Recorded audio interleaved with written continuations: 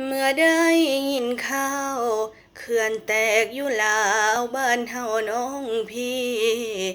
น้ำทะลักท่วมเต็มพื้นที่เบิ่งข่าวในเฟซจนวิดหลังคาหลายร้อยคนหายพื้นนาแสนไร่จมในพริบตาแม่น้ำเสเปลี่ยนเป็นน้ำตา ท่วมสนามใสและอันตะปือขอส่งแห่งใจให้พี่น้องสาวลาวเด้อจ้าทานน้ำใจ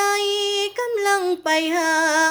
รอถ้าจะข่าวเด้อผู้ประสบภัยทั้งน้ำสิท่วมแต่บ่อาจสิท่วมน้ำใจส่งใจไปซอยขอให้ปลอดภัยเด้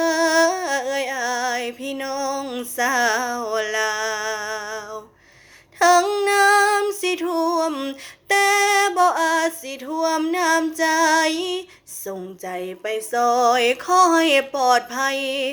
เด้ออายพี่น้องบ้านเฮา